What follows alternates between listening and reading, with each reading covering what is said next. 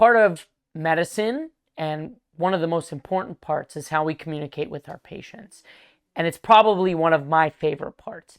Doing things like goals of care discussions and breaking bad news is something I really enjoy. I think it gives great impact with your patients, but also allows us to be persuasive as physicians and clinicians so that we can relay to patients the gravity of the situation, our recommendations, and why we think they're important, and get them to try to heed our recommendations. Now, every person communicates a little differently. Everybody has a different personality, but I'll let you know what has kind of worked for me over time. And I think my communication journey really starts when I was younger. And I'll give you a story about myself that I find super important in how I communicate today and really set up my foundation. So when I was younger, I'm a little bit smaller of a guy. I'm a 5'3". I like to work out, so I'm a pretty built guy. My friends will tell you I'm kind and funny and very, very generous. But for some reason, I was terrible at dating. I was awful. And I remember the one conversation I had with one of my best friends in college, towards the end of college when I was about 21, 22, is we were just kind of hanging out together and we were talking about his dating life, and he just looked at me and goes, I don't understand it. He's like, Chris, you're kind, you're funny, you're generous, you're great to be around. I just don't understand why you couldn't and can't find a significant other, why nothing is sticking. And I told him, I said, I have no idea. I have no clue. And from kind of that point on, I really had to do an introspective journey on myself. And so I started reading books, looking at videos about communication skills, about dating, about basic human anthropology and evolutionary psychology and those type of things to really try to understand why I wasn't having any type of dating success as a young man. And so I laid that foundation by looking at those resources. But what I found, and something that's really served me well in medicine, is I had to get out there. I had to really get out there and try different things. So multiple times a week, about 3 times a week, I would go to different places like bars, libraries, grocery stores, bowling alleys, a number of different places, and I would just talk to people. I would use different things that I learned, try to change my tone in a certain way, relay the message that I wanted to convey, my values, funny stories that I know have gone on in my life, talk about sometimes heavy subjects with people that I just barely met on the spot. And what I found over time is that patterns emerged, and I knew how to communicate more effectively, and I was able to date more effectively. To the point where in about a year of doing this, it translated into me getting my first girlfriend. And it was one of the greatest reliefs and one of the greatest things I ever did, because it taught me how to learn and how to teach myself another skill. But I didn't realize the value of it then. At that point, I just thought it was dating. It was just part of dating, and I was figuring it out, right? And then about my 4th year of med school and my intern year of residency, I really started to talk to families, to be given more autonomy by my attendings and by fellows that I was rotating with on different consult services.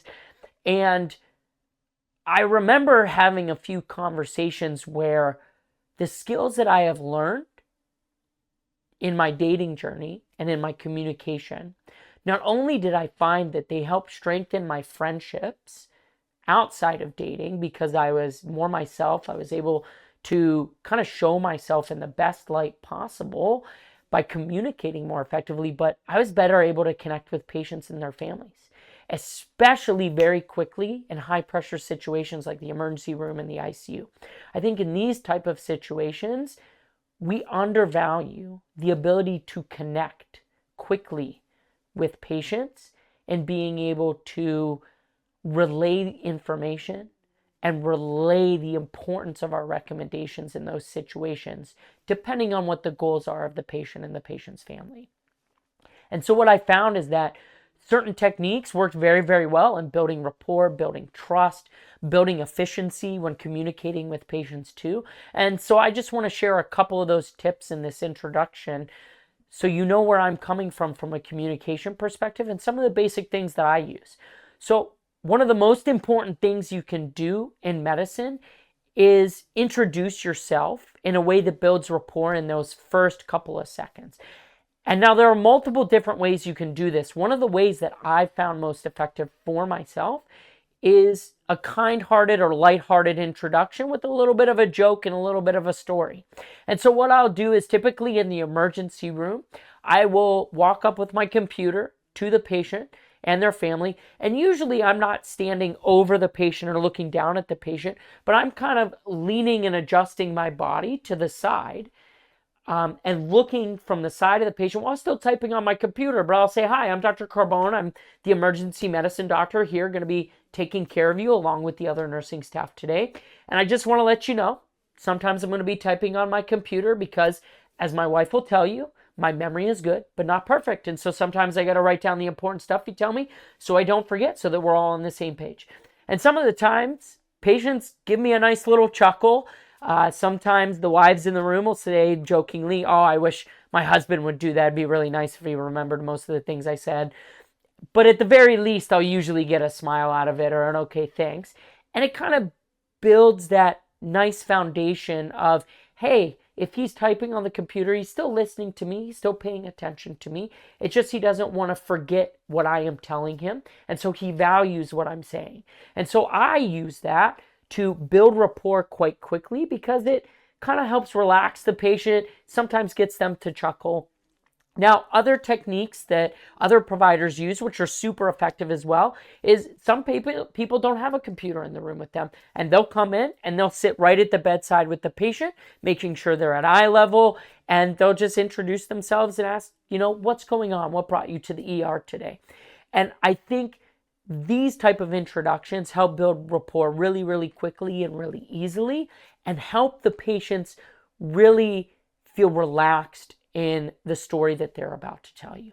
Now, the second technique I use in the emergency room and in the ICU, especially when I'm getting a new patient, is I use the technique of what I call tincture of time.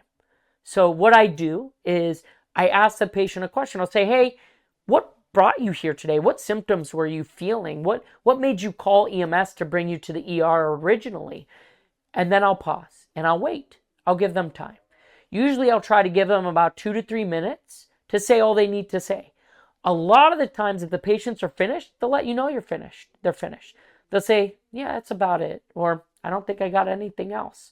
Or sometimes they'll keep going and you have to use your judgment of when to redirect the conversation. But mainly, and most of the time, in those 2 to 3 minutes that you talk to patients, they'll give you pretty much everything you need to know as far as their history. Sometimes I barely have to ask any other questions. I feel like it's a superpower sometimes. And then sometimes, if I feel like there's something deeper, I just get a sense of their body language that there's something else going on. They seem withdrawn. They don't want to elaborate on something. I'll use something called mirroring. And basically what I'll do is I'll repeat back to them the last statement or the last few words of the statement with an inflective tone. So if they'll say, yeah, that's kind of what was going on, and then they kind of pause, and I'll go, it sounds like there's some hesitation there. Is that all that was really going on? And then I will wait. And a lot of the times this will get their mind gears kind of working. And usually they'll elaborate a little further. Or sometimes I'll even get patients say, I really don't want to talk about it. And sometimes that can lead you into other questions about screening for depression and other mental health problems that could be going on in your patients that are contributing either to their symptoms or to their social situation after they leave the hospital. And I think all of these are super important. Another thing that I think is super important too is that when you're talking to a patient, say I'm done with the interaction, I've examined them, really what I will do at that point is I will sit down with the patient and I'll tell them what the next steps are. I'll say, hey, based on everything that you've told me, these are the next steps we're going to do. We're going to do lab work. We're going to do a chest x-ray. We're going to do a CAT scan. We're going to give you these medicines, some IV fluids, some antibiotics, aspirin, whatever it may be. But I'll really look at them and I'll make good eye contact with them. And then at the end, I'll say, so that's where my mind kind of is. What do you think of that plan? Is there anything else you want to add? And sometimes they'd say, no, that sounds great. And sometimes patients say, you know what, I'm really actually worried about this. And it may be that door handle moment that you've avoided before you walk out of the room that they really wanted to talk about. And so just by sitting on their level and telling them the plan gives them another inviting opportunity to give you more information or to help you answer any questions before you leave the room. And then the way I kind of exit the room to give them more comfort, at least in the ER setting, or if I'm just admitting someone to the ICU, is I'll say, you know, if you have any other questions while you're getting treatment, getting the tests, please feel free to let your nursing staff know. And if they can't answer your questions or get what you need, they'll get a hold of me. And my name is Dr. Carbone, or Carbone if you're Italian. And usually just by making that lighthearted joke, again, it builds more rapport, because usually people get a nice soft smile or a chuckle and they feel at ease. Like, this is an actual person. He's not afraid to joke around with me, and he's not just this doctor that I have to listen to everything that he says.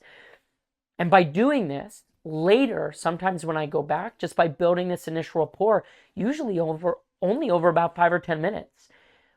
If I have to tell them bad news or we have a hard decision to make, I find that the patients make the decision faster and more easily.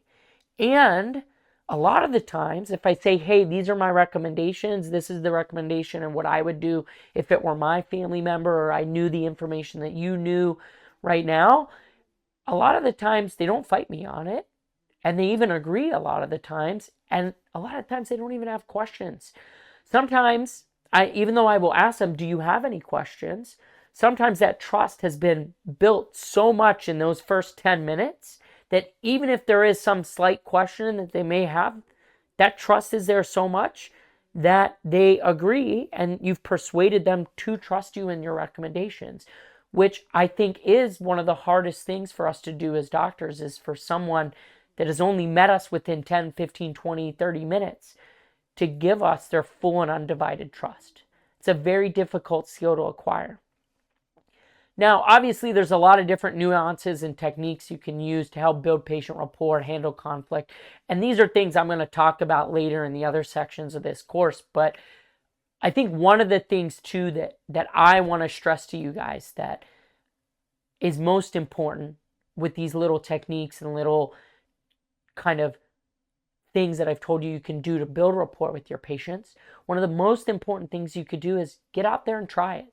Get out there and try different things. Get out there and try things that are most congruent with who you are, whether it's a sense of humor, whether it's, being a little more straightforward and honest, but being soft about it, compassionate and kind about it, whether it's using very light hand contact or holding someone's hand while giving bad news.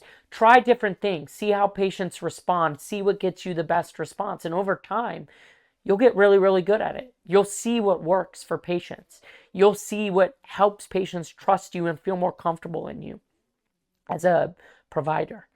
And so as you move forward, I encourage you guys to practice. I encourage you guys also to do this with mentorship and guidance by more senior members of your medical team that are helping kind of train you and guide you as you talk to patients and you communicate with patients throughout some of the hardest times in their lives. So I hope this has been enjoyable for you guys, and I hope I've given you some tips that will help in the care of your patients, relaying information, and overall making your patients better as they take their journey through medicine and through sometimes having a really serious medical issue. If you enjoyed the content of this episode, you can access more content and courses just like it on our website. Please visit mededempire.com for more free content and information. Until next time, remember, the foundation for better care and your healthcare confidence starts here.